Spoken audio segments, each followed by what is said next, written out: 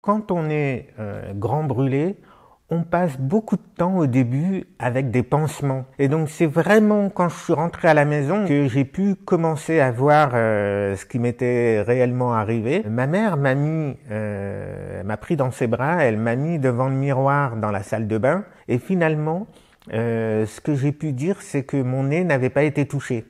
Et ça l'a rassuré que j'ai ces mots positifs finalement, puisque j'avais quand même une tête qui était horrible, hein. Je ressemblais à un petit monstre.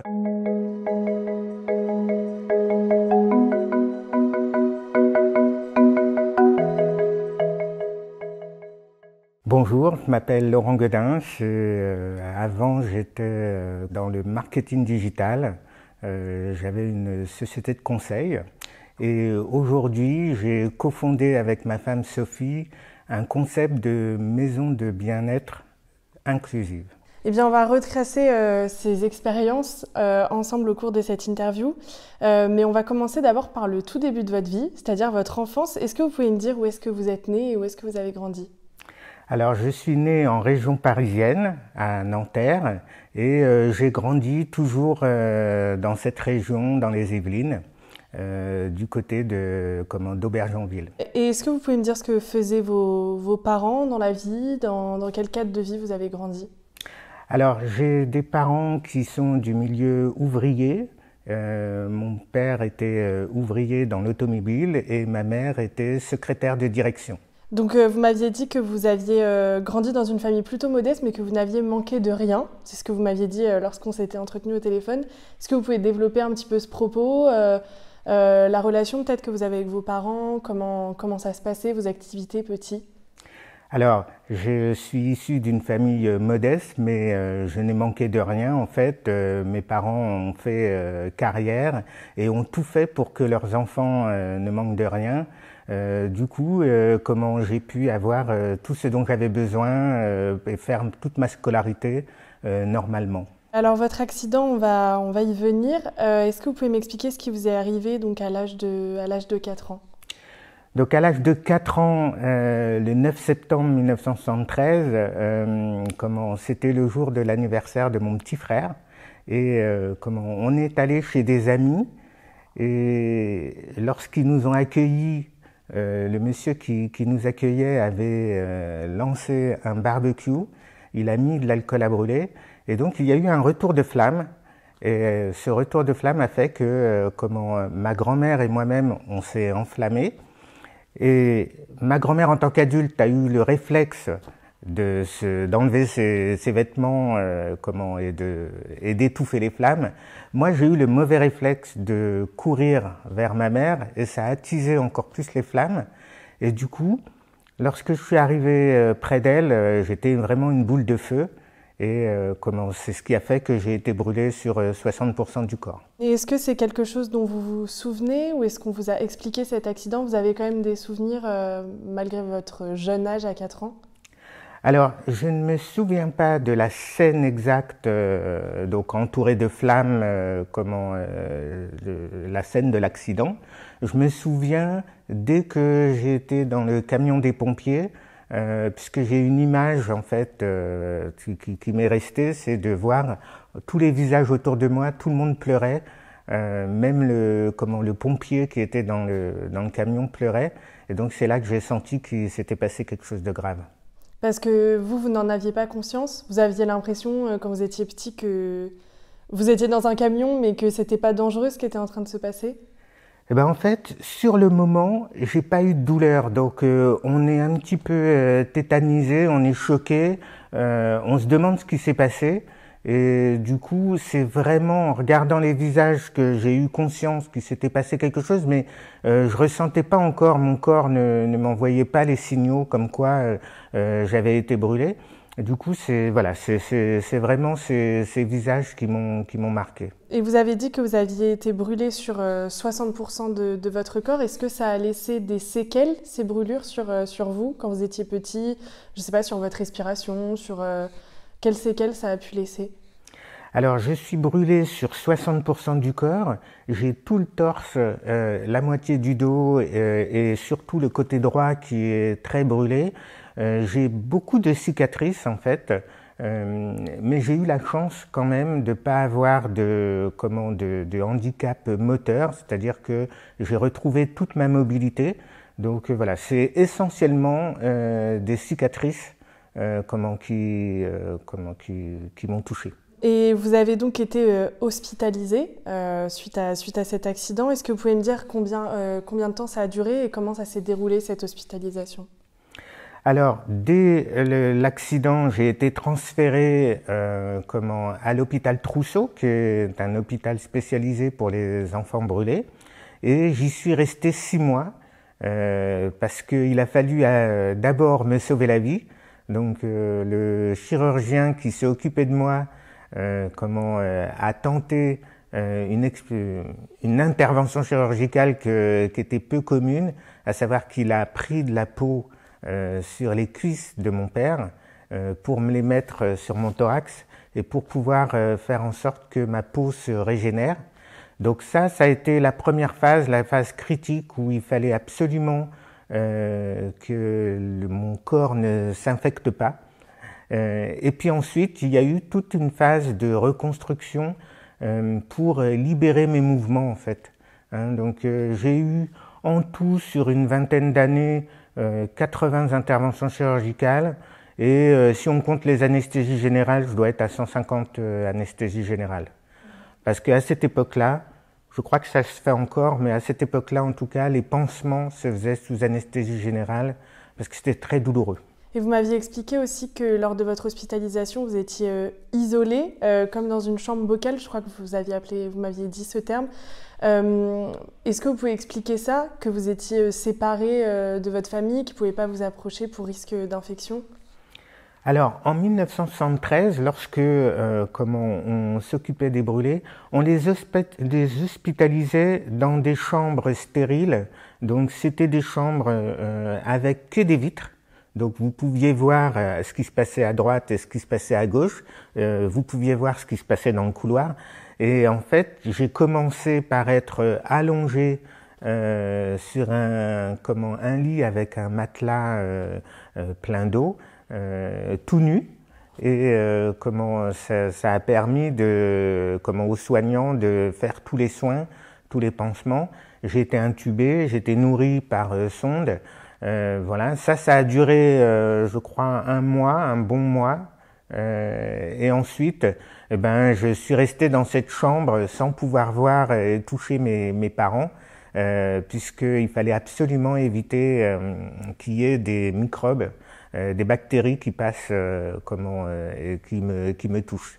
Parce que j'étais pas, ma peau étant à vif, j'étais pas du tout protégé. Et est-ce que vous vous souvenez de comment vous l'aviez vécu d'être séparé de vos parents, surtout à cet âge-là, à 4 ans, où on a besoin quand même de ce contact avec ses parents, de cet amour parental, si je puis dire. Est-ce que vous vous souvenez de comment vous l'aviez vécu, d'être forcé d'être séparé d'eux? Alors, c'était très dur pour moi d'être séparé de mes parents, d'autant plus que j'avais un contact très tactile avant l'accident avec mes parents. On se faisait des câlins, que ce soit mon père, ma mère. Et du coup, là, le fait d'être derrière une vitre, au début, je ne comprenais pas pourquoi ils ne passaient pas juste la porte pour venir me voir. Donc, j'ai beaucoup pleuré de ce que m'ont raconté mes parents. Après, ils ont pris le temps de m'expliquer qu'il fallait absolument éviter que je sois infecté. Donc finalement, petit à petit, j'ai intégré ça. Et puis de temps en temps, de ce que je me rappelle, mes parents ouvraient la porte un tout petit peu pour me toucher. Ma mère avait demandé à ce qu'on rapproche le lit de la porte pour que je puisse bien les entendre et puis qu'elle puisse passer sa main ou que mon père puisse passer sa main pour que je puisse les toucher. Et parce que justement, j'allais vous demander, vous en avez un peu parlé, mais comment est-ce qu'on explique à un enfant de 4 ans ce qui est en train de lui arriver? Parce que j'imagine que vous ne comprenez pas, que vous êtes grand brûlé à cet âge-là, enfin ça ne veut rien dire pour un enfant de 4 ans. Comment on vous a fait comprendre ce qui était en train de vous arriver, ce qui avait potentiellement changé chez vous? Alors, au tout début, ce que l'on m'a expliqué, c'était vraiment qu'il m'était arrivé quelque chose de grave, qu'il fallait que j'accepte de faire des soins. Ça, c'était vraiment l'objectif, c'est que je fasse les soins, que je résiste à toute cette douleur. C'était vraiment le message passé par mon chirurgien et par mes parents. C'était que je tienne le coup, notamment au tout début, parce qu'il faut une force physique en fait. Donc on m'a expliqué qu'il fallait que je me nourrisse aussi. On a tendance des fois à pas avoir envie de manger, tout ça. Là, c'était très important que je me nourrisse. Mon chirurgien a demandé d'ailleurs à ma mère de prendre du temps sur son travail pour venir me donner à manger. Donc ça, c'était vraiment, on était focalisé sur il faut le sauver, il faut qu'il résiste et donc qu'il soit dans les meilleures conditions pour accepter les soins. Plus tard, on a parlé finalement des cicatrices et du changement de ce corps, mais ça, c'est quelque chose qui est arrivé une fois qu'on est rentré à la maison. C'est une belle transition, parce que j'allais venir justement à votre retour. L'une des façons dont votre maman vous a expliqué, vous a parlé de ces cicatrices, vous m'aviez dit que c'est qu'elle vous a mis en face d'un miroir pour vous montrer. Est-ce que vous pouvez m'expliquer ce moment ?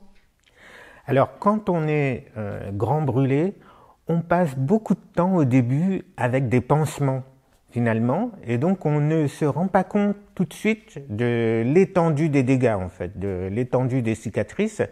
Et donc c'est vraiment quand je suis rentré à la maison, où là j'avais un minimum de pansements, j'en avais encore, mais j'en avais plus beaucoup, que j'ai pu commencer à voir ce qui m'était réellement arrivé. Et en fait, lorsqu'on est arrivé le premier jour à l'appartement, ma mère m'a pris dans ses bras, elle m'a mis devant le miroir dans la salle de bain et m'a expliqué, elle m'a dit voilà le nouveau visage que tu as. Et donc de ce qu'elle me dit, parce que j'ai pas tout à fait les souvenirs de cette scène, mais elle me dit que ça a duré, pour elle ça a été un temps très très long en fait, où j'étais silencieux. Et finalement, ce que j'ai pu dire, c'est que mon nez n'avait pas été touché. Et ça l'a rassuré que j'ai ces mots positifs finalement, puisque j'avais quand même une tête qui était horrible, je ressemblais à un petit monstre. Et le fait de trouver qu'il y avait quand même un point positif dans l'étendue des dégâts, ça l'a rassuré sur le fait que je sois capable d'accepter et d'avancer dans la vie avec ce nouveau visage. Et est arrivé après votre retour à la maison, forcément le retour à l'école. Et donc vous avez été confronté au regard des autres enfants qui, eux, ne connaissent, je pense, non plus pas ce qu'est un grand brûlé. Comment ça s'est passé, ce retour à l'école, cette confrontation au regard de vos camarades ? Alors, quand je suis rentré à la maison, il y a eu d'abord le fait de reprendre sa vie, en fait, de retrouver contact avec le reste de la famille, donc avec mon frère déjà, parce qu'à l'époque j'avais qu'un seul frère, j'en ai eu 2 autres plus tard. Il y a eu aussi les cousins-cousines, qui ont dû affronter en fait ce nouveau visage, ce nouveau cousin. Et donc ça a été dur pour eux sur le coup finalement, choquant même pour les adultes, pas même pour le reste de la famille. Les adultes c'était très dur, mais assez vite en étant entre guillemets naturel et en ayant envie de jouer, en étant content, en manifestant le fait d'être content de retrouver toute la famille, c'est passé. Et j'ai pu retrouver des contacts avec mes cousins-cousines, mon frère, et tout ça. Et après, il y a eu la sortie, et la confrontation avec le public, et notamment le retour à l'école. Ma mère a pris soin, avant que j'arrive, de prévenir tous les enseignants, mais ça n'a pas été facile pour les autres enfants. Le premier regard, d'autant plus qu'il y en avait qui me connaissaient d'avant. Donc il a fallu que tous les parents, tous les enseignants expliquent aux enfants que c'était le Laurent d'avant qui était toujours là, qui avait eu un accident. Donc c'était beaucoup de pédagogie, d'explications. Et puis il y a quand même eu notamment une petite fille qui elle supportait pas du tout de me voir. Ça a été très dur. Elle hurlait à chaque fois qu'elle me croisait dans la cour d'école. Ça, c'était des moments difficiles, mais comment on a pu les gérer correctement. Plus tard, il y a eu une autre période en fait, qui est la période où là on rencontre des enfants qui sont un petit peu plus méchants. Voilà, donc des tentatives d'harcèlement, et j'ai eu le réflexe de me défendre, et en fait j'ai coutume de dire que mon père m'a sauvé la vie une deuxième fois, puisque il m'a dit tu n'as pas à embêter les autres enfants, tu n'as pas à les taper, mais tu as le droit de te défendre. Et donc en fait, lorsque qu'un autre enfant venait me titiller, venait m'embêter, j'étais assez bagarreur, et donc je ripostais assez vite, et ce qui fait que j'ai pu me faire respecter et finalement avoir des amis, des copains d'école, et c'était assez naturel finalement de vivre cette scolarité. Et une des choses aussi que vous avez vécues à travers l'école, mais aussi à travers la vie quotidienne, c'est lorsque par exemple vous alliez à la piscine municipale ou à la plage. Vous me l'aviez dit que c'était une épreuve assez compliquée pour vous, puisque là, contrairement, on ne voit pas que votre visage, on voit beaucoup plus de parties de votre corps. Vous en parlez d'ailleurs aujourd'hui encore sur vos réseaux sociaux, de ce moment de se mettre en maillot de bain. Est-ce que vous pouvez m'expliquer comment est-ce que, enfant, vous viviez ce moment d'aller prendre des cours de natation, d'aller à la piscine? Qu'est-ce qui était compliqué pour vous? Alors, lorsqu'on est brûlé, brûlé sur 60% du corps, il y a toute une partie qu'on ne voit pas, qui est cachée par les vêtements. Donc même si au début à l'école tout le monde me connaissait, il y a eu une période un petit peu plus difficile où c'est comme si on revenait un peu en arrière, où il a fallu aller à la piscine municipale, puisqu'il y avait la piscine à l'école, et donc il a fallu se mettre en maillot de bain. Et en fait, j'ai vraiment été aidé par mes parents.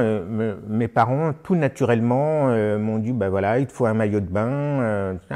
On n'a pas fait cas de cette situation. On n'a pas fait comme si c'était quelque chose d'exceptionnel et tout ça. C'était assez naturel. Néanmoins, lorsque je me suis retrouvé sur le bord de la piscine et que vous voyez tout le monde qui vous regarde, c'est très très très dur en fait.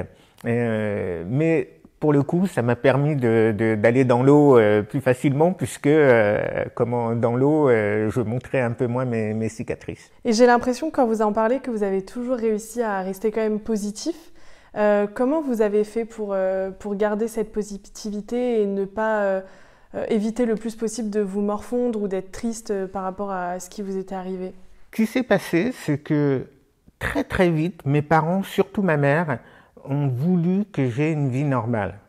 C'était vraiment le leitmotiv. C'était mon fils fera tout comme si il n'avait pas été brûlé.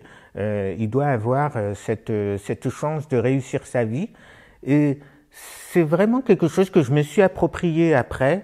À travers tout l'amour qu'ils m'ont donné, la reconnaissance et la confiance qu'ils m'ont diffusée, finalement, il y avait cette positivité qui était permanente à la maison. On faisait pas cas tout le temps de mon accident. J'avais pas de passe-droit. J'ai été éduqué comme mon frère et comme mes autres frères qui sont arrivés après. Mes parents faisaient pas de différence. Et tout ça fait que au quotidien, sauf lorsqu'il y avait les regards qui me rappelaient que j'étais brûlé, sinon au quotidien, je vivais ma vie normalement, et j'avais ce naturel positif qui faisait que je savais que je devais travailler à l'école, avoir des bonnes notes, je savais qu'il fallait que je sois poli, que je dise merci, c'était vraiment quelque chose de très naturel. Et ça m'a donné cette positivité, cette confiance pour affronter la vie avec ces cicatrices.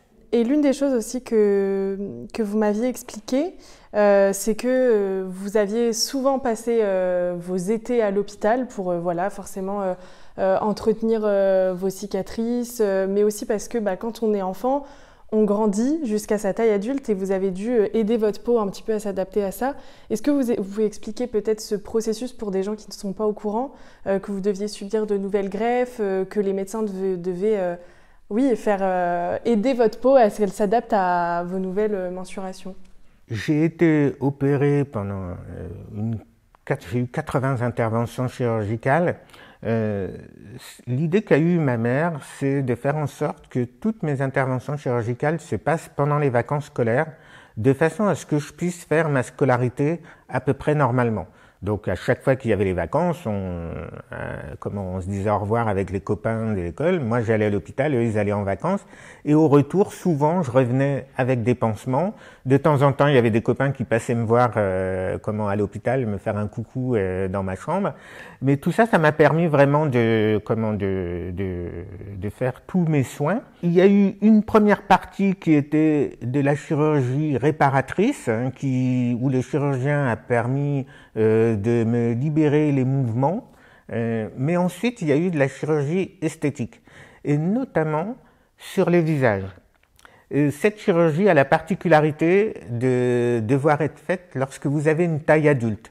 Je vous donne un exemple. Si on reconstruit votre oreille alors que vous êtes petit, cette oreille qui a été reconstruite, elle va pas grandir, ce qui fait que quand vous aurez votre taille adulte, vous aurez une petite oreille. Donc, il faut, Françoise Firmin, ma chirurgienne, a dit à mes parents, il faut qu'on attende qu'il ait 16 ans à peu près, qu'il se rapproche de sa taille, adulte, pour que je puisse continuer toute la chirurgie esthétique qui est prévue, et notamment la reconstruction du visage.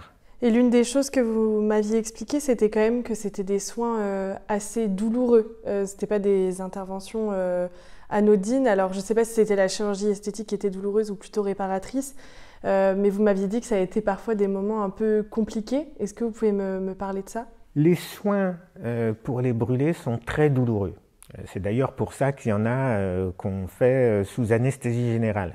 Mais le soin principal qu'on faisait à l'époque, maintenant on le fait plus tout le temps, c'est de faire prendre un bain à la personne qui est brûlée. Donc on vous plonge dans un liquide un petit peu désinfectant et on brosse tout doucement les cicatrices. Ça, c'est très très douloureux. Vous avez la peau à vif.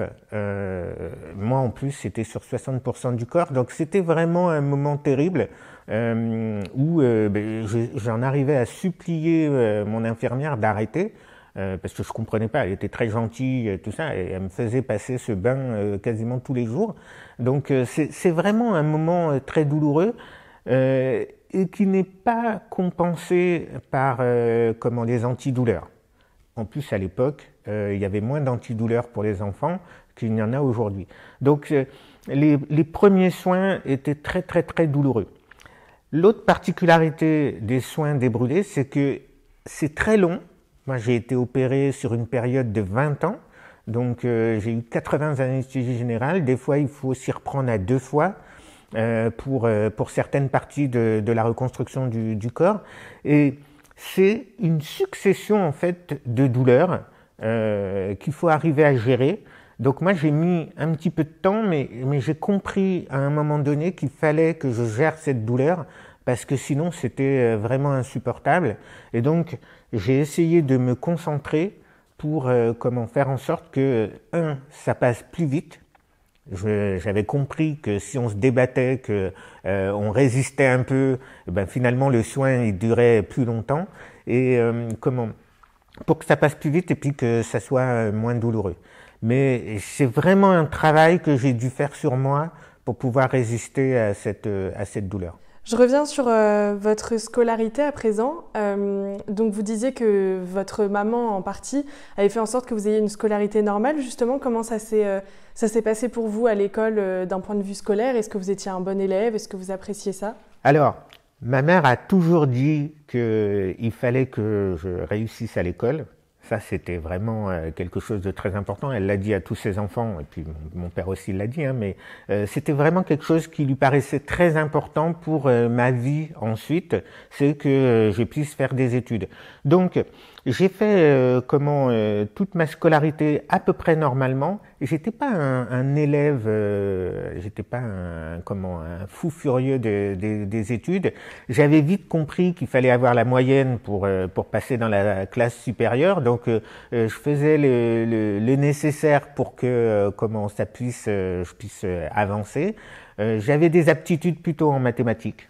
Donc voilà, ça m'aidait bien, je me sentais à l'aise. Et finalement, j'ai réussi à faire un bac scientifique, aller à la fac et faire mes études en informatique, et donc de devenir informaticien et puis chef de projet dans le début de ma carrière professionnelle. Parce que vous, votre ambition, à côté de vos études, ça a toujours été d'être chef d'entreprise. Est-ce que vous pouvez m'expliquer pourquoi cette envie, d'où ça vous vient? Alors, mon ambition, ça a toujours été d'être chef d'entreprise. On demande souvent aux enfants qu'est-ce qu'ils veulent faire plus tard. Moi, j'ai pas eu tout de suite une idée précise de ce que je voulais faire, mais dès que j'ai commencé à travailler, assez rapidement, j'ai eu envie de créer mon entreprise. Pour une première raison, c'est que j'aimais bien mettre en œuvre mes idées et je pensais qu'en étant chef d'entreprise et de ma propre entreprise, je pourrais plus facilement mettre en œuvre tout ce que j'avais envie de faire. Et puis il y a cette liberté en fait, qu'on a quand on est chef d'entreprise. Et puis assez rapidement, je me suis dit, lorsqu'on est son propre patron, finalement, on se recrute soi-même. Donc, on doit gérer ses cicatrices, mais on a pu aller gérer à chercher du travail, à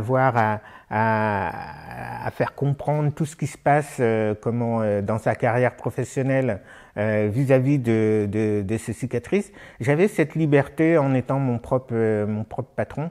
Et ça s'est confirmé lorsque j'ai créé mon entreprise, j'ai vu que j'avais eu raison sur cet aspect-là. Et à l'époque, vous vouliez monter une entreprise dans l'informatique ou pas forcément? Est-ce que vous aviez déjà une idée précise de ce dans quoi vous vouliez aller?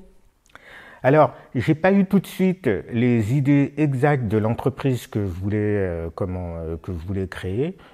C'est venu petit à petit, en fonction de ma carrière professionnelle. Je suis devenu consultant sur un sujet bien précis qui s'appelle la relation client, les outils de relation client, et tout naturellement. Ma première société, ça a été de créer un cabinet de conseil autour de ce métier. Voilà, mais c'est pas quelque chose que j'avais anticipé en étant tout petit, par exemple. Et pourquoi avoir décidé, donc c'était en 2003 que vous aviez créé cette entreprise dans le conseil en relations clients. Pourquoi ce sujet? Pourquoi avoir décidé de vous lancer en 2003? Alors, je me suis lancé en 2003 parce qu'il y a eu dans ma carrière professionnelle des freins en fait. J'avais l'impression de ne pas avancer assez vite et j'ai senti que c'était le bon moment de se mettre à son compte. Ça, c'est le premier sujet. Et le deuxième sujet, c'est que j'ai vu tout de suite qu'il y avait un métier, qu'il y avait une partie de notre métier sur lequel il y avait un besoin. Et c'est important lorsqu'on crée son entreprise de répondre à un besoin finalement, sinon il y a un risque de ne pas avoir de clients. Et le besoin que j'avais identifié, c'était les équipes marketing et commerciales puissent discuter avec les informaticiens, pour faire simple, et au milieu, il y avait besoin de quelqu'un qui fasse le lien entre les deux. Parce qu'ils avaient du mal à se comprendre. Et donc, j'ai créé un cabinet de conseil qui était spécialisé dans ce qu'on appelle l'assistance à maîtrise d'ouvrage sur les métiers et les logiciels de relations clients.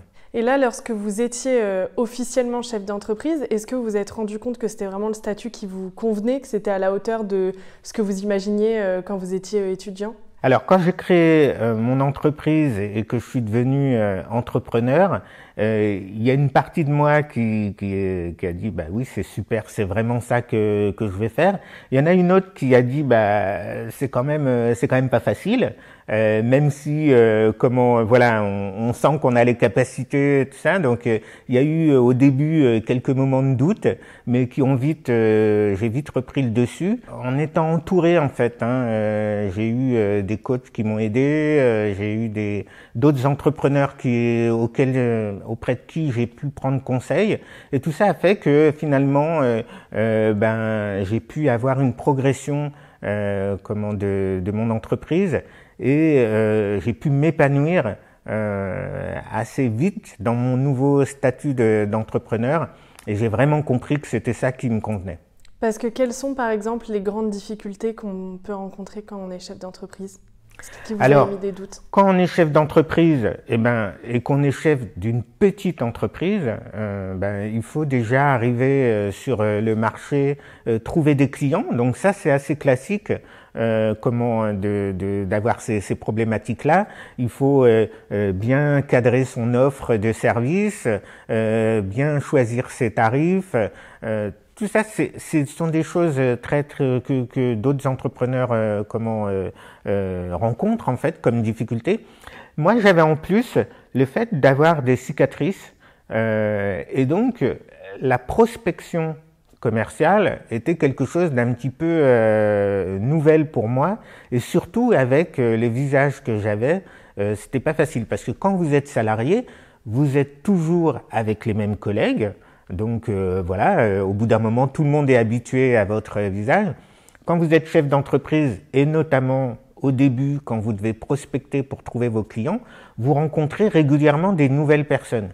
Et donc, j'ai dû vraiment adapter ma relation aux autres et ma façon d'aborder ce qu'on appelle les prospects pour prendre en compte le fait que j'avais les visages avec des brûlures. J'arrive maintenant sur la fin de cette aventure avec cette entreprise de conseil en relations clients, puisque vous avez décidé de la vendre en 2013 après 10 ans. Est-ce que vous pouvez m'expliquer pourquoi cette décision? J'ai eu besoin à un moment donné de m'entourer et de faire progresser et faire accélérer mon entreprise. Et sur un concours de circonstances, j'ai rencontré des gens qui étaient très intéressés par l'offre de services que j'avais développée, et on en a conclu que c'était mieux qu'ils rachètent l'entreprise pour qu'on puisse développer une offre plus complète. Ce que j'ai fait, j'ai décidé de vendre, et je rejoins leur équipe. Et puis après avoir transmis tout ce que je savais de mon offre, j'ai retrouvé ma liberté en 2013 parce que j'avais d'autres projets en tête. Et donc ça m'a permis le fait de vendre, ça m'a permis de me mettre en selle pour de nouvelles aventures. Et cette nouvelle aventure, c'est en grosse partie celle qui est toujours actuelle. Vous avez eu l'idée, en partie en tout cas au début, les prémices de cette histoire, en retrouvant votre chirurgienne esthétique après plusieurs années. Est-ce que vous pouvez m'expliquer un petit peu ces retrouvailles avec cette chirurgienne ? Alors, en 2013, j'avais prévu de créer une nouvelle société, mais c'était un nouveau cabinet de conseil en marketing digital que j'ai commencé d'ailleurs à créer. Et puis, j'ai retrouvé Françoise Firmin, ma chirurgienne esthétique, parce que j'avais une cicatrice qui s'infectait un petit peu et sur laquelle je voulais qu'elle regarde ce qui se passait. Et donc, dans cette consultation, après avoir fait tout ce qu'il fallait sur la cicatrice, en fait, elle m'a demandé, elle a pris des nouvelles finalement de moi, et je lui ai dit, voilà, je viens de vendre mon entreprise, je suis en train d'en recréer une autre, j'ai retrouvé mon amour d'enfance, tout ça. Donc je lui ai raconté un petit peu tout ce qui se passait, et elle m'a dit, ce serait bien que tu témoignes pour aider les personnes brûlées. Et donc, c'est là que j'ai réalisé qu'en fait, je ne voyais pas de quoi elle parlait, parce que moi, j'en voyais pas des brûlés. Des personnes brûlées, je n'en avais jamais vu, peut-être une à la télé. Et donc, j'ai commencé à me renseigner sur les brûlés. Et j'ai trouvé ça bizarre parce que je suis tombé sur des chiffres qui m'ont interpellé. Il y a 400 000 personnes qui se brûlent chaque année en France et 8 000 sont hospitalisées. Et en fait, dans ma tête, je me suis dit, mais quand on est hospitalisé, c'est qu'on a des brûlures graves. Et moi, mes brûlures, elles se voient même X années après, elles se voient toujours. Donc en fait, ce sont des chiffres qui doivent se cumuler. Et je me suis dit, c'est quand même bizarre s'il y a 8 000 personnes qui se brûlent chaque année, 400 000 qui sont... Je me suis dit, c'est quand même bizarre que j'en vois pas. Donc j'ai rappelé Françoise Firmin et je lui ai demandé de me présenter en fait des patients à elle pour que j'en rencontre d'autres. Et en échangeant avec tous les patients qu'elle m'a présentés, finalement, je me suis rendu compte qu'il y avait un monde un peu parallèle au nôtre. C'est vraiment l'image que j'ai eue, c'est un peu comme dans les films de science-fiction où on a des humains qui vivent un peu sous terre par peur de la lumière du soleil. J'ai vraiment eu cette vision parce qu'en fait, il y a beaucoup de personnes brûlées qui cachent leurs cicatrices.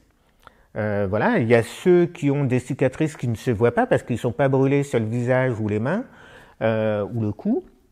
Et puis ceux qui sont brûlés comme moi sur ce qu'on appelle les parties sociales du corps, eh ben il y en a beaucoup qui les cachent lorsqu'ils sont dans un espace public. Et donc c'est normal qu'on n'en voit pas beaucoup parce que finalement ils font tout pour beaucoup font tout pour pas qu'on voit leur brûlure en fait. Et donc de ça, je me suis dit il y a quand même quelque chose à faire. Parce que cette vie normale que mes parents m'avaient demandé, m'avaient poussé, m'avaient engagé à faire, et ben finalement, il y avait d'autres personnes brûlées qui n'avaient pas cette vie. Et je me suis dit qu'il fallait que je transmette ce que moi j'avais fait de toute ma vie pour les aider éventuellement à s'isoler, arrêter de s'isoler, s'intégrer un peu plus dans la société. Et donc, j'ai décidé de créer une association qui s'appelle Burns and Smiles, donc brûlures et sourires en français, pour pouvoir créer des services et essayer de les aider le mieux possible. Et cette association, vous allez la faire évoluer finalement, puisque c'est à partir de cette association que vous allez avoir l'idée de votre société. Est-ce que vous pouvez m'expliquer comment vous êtes passé donc, de l'association à votre société actuelle? Quand on a créé l'association, donc ma femme m'a aidé à créer, on s'est dit mais qu'est-ce qu'on va proposer? Parce que effectivement, quand vous rencontrez aucune des personnes quasiment que vous voulez aider, c'est difficile de savoir de quoi elles ont besoin. Donc, on a essayé de discuter un petit peu avec tout le monde. On s'est rendu compte qu'il y avait des personnes qui avaient besoin de sortir de chez elles et d'aller dans un lieu où elles puissent avoir un certain nombre de services de manière un peu sécurisée, un petit cocon. Et donc, on a imaginé un lieu en ville, déjà pour les aider et pour les inciter à sortir, un lieu en ville où on puisse avoir rencontré des gens qui font du conseil en images, avoir un soin, rencontrer d'autres personnes brûlées, en tout cas un lieu convivial dans lequel on puisse échanger. Et en tirant cette idée, en tirant la ficelle de cette idée, en rencontrant d'autres gens, il y a des personnes qui nous ont dit « bah oui, mais nous aussi, on aurait bien besoin d'un lieu comme ça ». Notamment une amie qui avait un cancer. En discutant, en creusant, on est arrivé sur l'idée qu'il manquait, en France en tout cas, un lieu où on puisse avoir des soins de bien-être lorsqu'on avait des particularités physiques. Donc on entend par particularité physique effectivement quelqu'un qui est brûlé comme moi, mais ça peut être aussi quelqu'un qui a eu un cancer, une femme qui a eu une mastectomie, elle a un sein en moins, elle a des cicatrices, donc ça c'est compliqué. Et quelqu'un qui est en fauteuil roulant, qui est en situation de handicap moteur, c'est compliqué aussi. Et toutes ces personnes, en fait, qui représentent quand même 20 millions de Français, ont du mal à accéder aux soins de bien-être. Juste un massage, par exemple. Et donc, on s'est dit que il faudrait qu'il y ait pour toutes ces personnes une maison de beauté en ville avec des professionnels qui soient formés et qui soient capables d'accueillir et de faire des soins pour toutes ces personnes qui ont des particularités physiques. Et c'est de là qu'est né le concept final de maison de beauté inclusive, puisque on n'accueille pas seulement les gens qui ont des particularités, on accueille tout le monde. Donc on a aujourd'hui 70% de nos clients qui sont des clients classiques, qui n'ont pas de particularité. Et puis 30% sont des clients qui sont dans nos trois univers qu'on a appelés l'univers du cancer, l'univers des peaux singulières et l'univers du handicap moteur et sensoriel. Et je reviens au début de cette aventure avec ce salon de beauté inclusive. Au départ, vous aviez eu du mal à faire venir du monde. Vous m'aviez expliqué que les personnes qui avaient une particularité n'osaient pas venir et ceux qui n'en avaient pas non plus parce qu'ils pensaient que ce n'était pas fait pour eux. Est-ce que vous pouvez m'expliquer ça, cette difficulté que vous avez eue à faire comprendre le concept aux gens ? Alors, quand on crée une entreprise avec une innovation, quelque chose qui est très très innovant, il y a des choses qu'on ne peut pas prévoir, des choses qu'on découvre au moment de se lancer. Et nous, la chose qui a été la plus hallucinante en fait, c'est vraiment au début, il n'y avait personne qui venait. Et donc, on a commencé à s'organiser, à essayer de voir pourquoi les gens n'étaient pas intéressés, puisqu'on avait eu quand même beaucoup de retombées de presse. Et on s'est rendu compte que même si on était spécialisé, si on était accueillant, bienveillant, pour les personnes qui ont des particularités physiques, même si elles savent qu'elles peuvent aller dans un endroit qui est fait pour elles, c'est très dur. Et en fait, là, je me suis revu, moi, en tant que personne brûlée. J'ai dit, bah oui, c'est vrai que c'est une démarche personnelle de se mettre en mouvement pour sortir et pour se mettre un peu à nu, puisque lorsque vous vous faites masser, souvent, vous devez vous déshabiller. Eh ben, même si vous savez que la personne qui va vous accueillir, elle est habituée, elle est formée pour vous faire votre soin, eh ben, c'est pas facile. Donc ça, c'est la première chose qu'on a dû résoudre, c'est d'être patient et convaincant. Donc on a fait des ateliers, on a créé des mini-événements pour faire venir les personnes qui ont des particularités. Et de l'autre côté, les personnes qui n'avaient pas de particularité, eh ben on leur a tellement dit que nous, on était capable d'accueillir les personnes qui avaient des particularités, qu'elles ne se sont pas senties concernées finalement. Elles ont trouvé l'idée très bien. On a reçu beaucoup de messages de félicitations, mais elles ne se sont pas dit finalement c'est un soin, c'est un lieu où je peux aller. Et c'est là que je me suis rendu compte que la notion d'inclusion, c'est vraiment un concept, mais la réalité est très très dure. C'est très dur de créer quelque chose où vous dites que c'est fait pour tout le monde. Et donc, on a dû travailler notamment notre communication pour envoyer des messages différents en fonction des personnes avec qui on souhaitait échanger. Et cette société, ce concept, cette innovation, est-ce que vous en êtes fiers, vous comment est-ce que vous vous sentez utile au quotidien? Qu'est-ce que ça vous fait d'avoir réussi à créer ça? Je disais encore il y a quelques jours à ma femme que j'étais fier de ce qu'on avait créé. Ce qui me rend fier, en fait, c'est ce que j'appelle les sorties de cabine. C'est-à-dire lorsque un client sort de la cabine où il a reçu son soin. Pour beaucoup de personnes, notamment qui ont des particularités, j'ai vu des gens qui étaient transformés. Quelqu'un qui était un petit peu courbé, qui ressort après son soin. On sent que ça lui a fait du bien et qu'il a retrouvé de la confiance, de l'estime de soi. On a eu des clientes qui ont pris dans leurs bras nos experts de beauté pour les remercier. Toutes ces manifestations de satisfaction, de bien-être sont des preuves au quotidien que ce qu'on a réalisé, ça sert à quelque chose, ça a du sens. Et ça, c'est vraiment une grande fierté pour moi parce que je sais que tout ce qu'on crée, ça a vraiment du sens. Vous m'aviez confié que vous étiez un éternel insatisfait qui en voulait toujours plus. Est-ce que c'est toujours le cas? Ou est-ce que vous avez fait un travail là-dessus? Moi, je suis toujours insatisfait. Certains me le reprochent, mais j'ai toujours envie d'avancer, j'ai toujours envie de voir plus.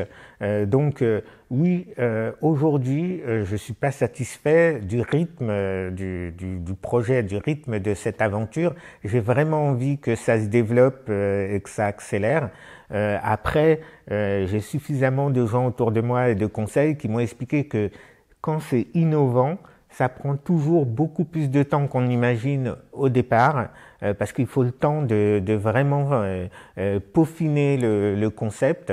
Donc voilà, c'est équilibré. Il y a une partie de moi qui est impatiente de voir comment les choses avancer, et puis une autre qui maintenant avec l'âge, qui est un petit peu qui est capable de se poser et de dire on avance quand même parce que on fait évoluer les choses, même si c'est petit pas par petit pas. Et dans ce cas, et ce sera ma dernière question, si on peut vous souhaiter, en tout cas professionnellement, que votre innovation grandisse et s'étende un petit peu plus sur l'Hexagone et même pourquoi pas le monde, est-ce qu'on peut aussi vous souhaiter des choses personnellement? Comment est-ce que vous imaginez votre avenir vous qui souhaitez toujours plus? Qu'est-ce qui pourrait vous manquer encore actuellement? J'ai 2 projets importants dans ma vie. J'ai donc Dulcenae, qui est la maison de beauté inclusive, et j'ai l'association Burns and Smiles. Si on devait me souhaiter quelque chose, c'est ce que je me souhaite moi, c'est que ces 2 projets se développent et arrivent à se développer sans forcément que moi je sois là, c'est-à-dire qu'ils puissent même si je ne suis plus là, ils puissent continuer à se développer. Ça serait vraiment une grande fierté, c'est de se dire que j'ai laissé une trace, j'ai laissé quelque chose qui vient en aide aux personnes, que ce soit d'un côté les brûlés ou que ce soit les gens qui ont des particularités physiques de l'autre, et que en fait j'ai laissé quelque chose, même si je suis à la retraite, même si je travaille ou même si je suis plus là, voilà, c'est vraiment ce que je souhaite. Laisser une trace, donc ce sera le mot de la fin. Merci beaucoup Laurent pour cette interview. Merci beaucoup de m'avoir accueilli.